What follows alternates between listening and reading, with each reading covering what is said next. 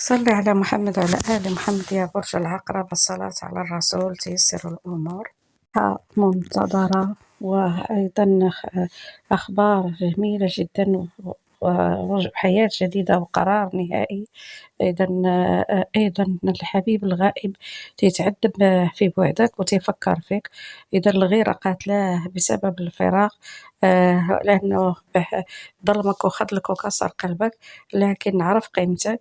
امرأة شيطانة ماردة هي اللي سحرت لكم بالربط وبالفراق وبالشتات. أيضا امرأة من الماضي ومن طرف الشريك أكيد. أيضا شريك من الماضي أيضا تراقبك وندمان عليك وخايف يخسرك. إذا برج الميزان العقرب عفوا، رسالة إلهية غتأكد لك أن الله غيدعمك وغيساعدك وغادي يعطيك من حيث لا تحتسب إن شاء الله. إذا أحداث مهمة ورزق وفتح أبواب الخير والتيسير وطاقة إيجابية وتألق ونجاح ولياقة وجاذبية وكاريزما وحضور، طاقة الاستقرار والاتزان والتوازن، وأيضا الإبداع في العمل وترقيات ومناصب ومال وفير إن شاء الله. عقد جديد وشراكة جديدة وخير، وأيضا غتكون عندك انفتاح على صداقات وشركاء جدد. أيضا تغيير مكان وتغيير عمل، عقد عمل جديد.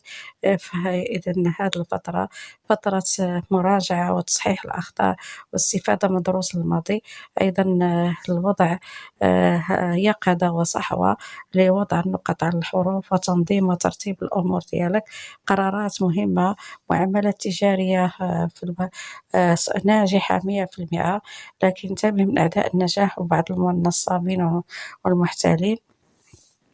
هاد الفترة غادي تعرف حقائق وأسرار، وغتزول الأقنعة وتعرف ناس أشخاص دايرين بك على حقيقتهم.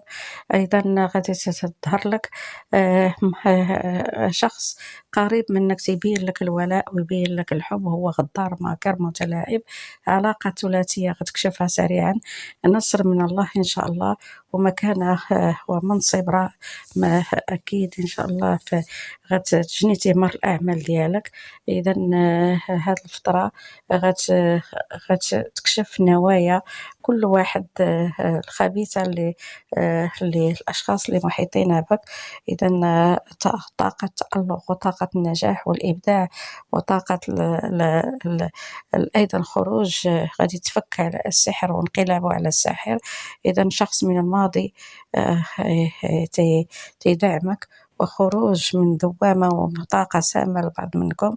إذا برج العقرب، كلام غادي القيل والقال ومواجهة مع شخص، وفي النهاية غتخرج أنت المنتصر. إذا كل الأفعال اللي تعملت ضدك ترجع لهم، ورجوع الحق ورجوع الاعتبار. أيضا حبيب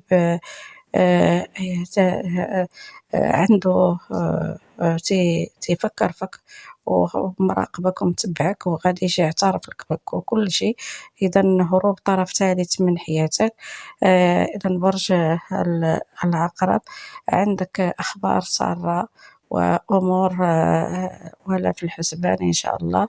ناس عملتي معهم الخير وما خليتي ما درتي بهم، ولكن ناكرين الخير ديالك وناكرين كل حاجة درتيها فيهم. إذا ربي غينصرك على قوم الظالمين، جزاء من ظلمك يا برج العقرب. انتبه من مكيدة تدبر لك وسحر مرشوش من امرأة خبيثة، هي اللي شتات لك البيت ديالك وشتات لك فرقاتك على الشريك وعلى الأبناء وخلاتك في دوامة، لكن ربي غادي يرجع لها الصاصعين وغينقلب السحر عليها. إذا نجاة من مؤامرات. أيضا هو دعواتك صابت كل أعدائك بالمشاكل والهموم المصائب. إذا برج العقرب توقعاتك إيجابية ومفاجآت سارة. أبشر وصل على محمد على آل محمد. إذا رسائل إلهية تتأكد لك أن الله غادي يساعدك ويعاونك وغادي يفتح لك أبواب الرزق والخير، وكل الأمور الصاصات لك في الماضي غادي تيسر لك هذه الفترة. كل ما تمنيتيه غادي يتحقق لك. إذا غتكشف طريق رزق وفير وخير وكنز ومال وكل أبواب الفرج إن شاء الله. إذا عندك حبيب بعد منكم تيختبرك عن بعد وتيشوف واش فعلا انت في نفس الوتيرة أو تغيرتي. إذا ما شاء الله عليك يا برج العقرب، شخصية قوية وشخصية أيضا ثابتة مع هذه الفترة. غتكون عندك انتفاضة من الماضي، غتسد على الماضي وغتحاول توضع حلول إيجابية لكل المشاكل. إذا أموال في الطريق وأمر إجباري إن شاء الله. غادي ضروري غتاخد قرار نهائي في هذا في تحسن في موضوع من الماضي كان مقلقك وموترك. هذا حان الوقت باش تحسن في كل الأمور. إذا عندك طريق وباب فيه الخير غادي لصالحك. أيضا غتجني ثمار الأعمال ديالك. انتبه من مكان ومكائد وأيضا الشر اللي تتمناوه لك أعدائك. أيضا اكتم أسرارك وابتعد، حاول تغربل الأعداء من الأصدقاء. إذا تنازلات يا برج العقرب كلها مرفوضة. إذا أنت متراقب من أعز الناس على قلبك. إذا عين قوية حاضياك والعين هي اللي مدمراك يا برج العقرب. إذا النجاة من شرور ومؤامرات ربي غينصرك ويعطيك كل ما تمنيتي.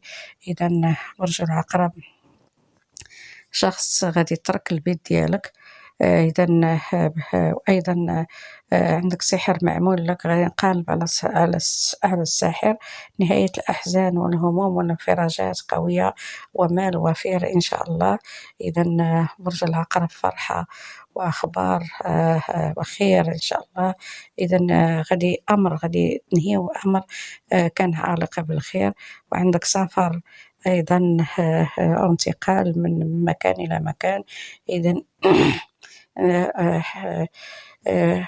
بعض منكم الشريك ابتعد، لكن حاس بغصة وبألم وعرف قيمتك.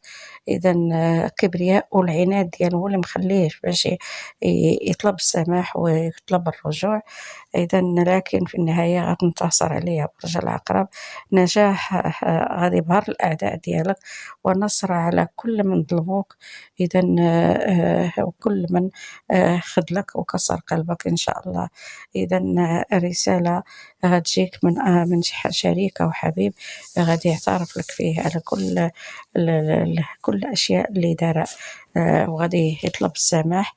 إذا برج العقرب تتبقى المفتاح بين يدك، أنت اللي غادي تعرف الصح من الغلط في حياتك. إذا الحظ هذه الفترة غيلعب معك وغادي يكون حليفك. إذا فرحة كبيرة ومال إن شاء الله بعد أزمات ومشاكل وهموم. ربي غيسر لك أمورك إن شاء الله وغيفرحك ويعوضك بكل ما تمنيتيه. لكن انتبه من النصب كما قلت ومن المحتالين. إذا برج الميزان صعود لصالحك إن شاء الله وحبيب نيته الرجوع. أيضا برج العقرب غادي ينهي علاقة سامة وعلاقة شريك نرجسي وعنيد وأيضا غدار ومتلاعب وماكر وغتكتشف عليه أمور وحقائق صادمة. إذا غتخليك غادي تنهي العلاقة وغادي تفك من هاد الأمور كاملة. إذا عندك نصرة وحب وانتصار. أيضا غادي تعود لك الفرحة والسعادة. وإذا غتكون لي أكثر نشاط وأكثر حيوية وأكثر تألق ونجاح. غتكون منفتحة للآخرين. عندك تحاول تخلق أجواء الفرحة والسعادة بين الأسرة ومع الأبناء، وأيضا عندك اتصال وتواصل مع الأبناء ديالك ومع الأسرة ديالك.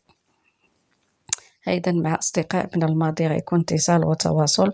إذا غتلقى دعم ومساندة ومساعدة من المحيطين وخاصة الأصدقاء والزملاء. أيضا غتحاول تبادل الأفكار والتجارب ديالكم.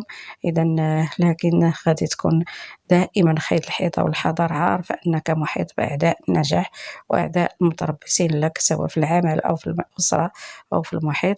إذا دائما تعالج هذه الأمور بابتسامة وأيضا بطرق دبلوماسية وهادئة. هي الابتسامة والإيجابية هي الحل الوحيد لتجاوز كل العراقيل باش توصل للنجاح إن شاء الله. إذا كما قلت ساحر غيتفك، وأيضا عاد اللي هذاك غادي يشرب نفس الكاس، لأنه عامل لك وقف الحال والمشاكل دائما في نفس الدوامة. إذا برج العقرب انتهت، عندك نهاية اقتربت إن شاء الله. و غادي يكون العدو ديالك مع أيام العيد غادي يكون حزين للغاية ومهموم كله مشاكل، ويرجع ليه كاع داكشي اللي دار فيك واللي آذاك به إن شاء الله. إذا انتصار منتظر لك بعد انكسار، والفرحة القوية، وشريك حاسس بالخسران وحاسس بالندم وأيضا بغصة في قلبه وحاسس أنه خايف لا يضيعك من يده. إذا بالنسبة للعزاب حان الوقت باش تلقى الشريك المناسب. أيضا غتوطد علاقتك مع الشريك ومع الأبناء، وغتكون حنون وعاطفي، وغتحاول تدرس مع الشريك كل الأمور الحياة ديالكم وترتب الأمور ديالك انت وياه باش تكون أمورك على ما يرام. إذا فرحة وأخبار وأيضا سعادة لقلبك. إذا أمر طال انتظاره غيتفك إن شاء الله. أيضا شهرة لبعض منكم. إذا وأيضا شريك راجع، عندكم كلام وعتاب، لكن أموركم إن شاء الله غتكون على ما يرام، لأنه خرج من حياتك لكن القلب ديالو والعقل ديالو مشغولين بك. إذا الرسالة غتأكد لك أن الله معك وأنك الحظوظ كلها لك إن شاء الله. إذا كما قلت غتكشف السحر والساحر هذه الفترة يا برج العقرب. إذا مواجهة أو حسم أمر طال انتظاره، أيضا تدخل إلهي لتعويضك وجبر خاطرك بعد الصبر وجزائك يا برج العقرب. أبشر وصلي على محمد وعلى آل محمد. إذا أمورك غتكون على ما يرام.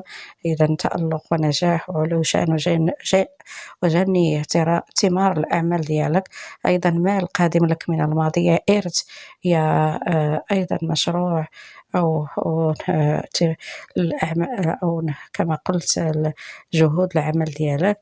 إذا برج العقرب أيضا غادي عندك نجاح في مشروع ونجاح في شراكة وعقد عمل جديد، أيضا وسفر للخير والتيسير. أيضا عندك تواصل واتصال مع أصدقاء، بعض منكم أصدقاء من الخارج.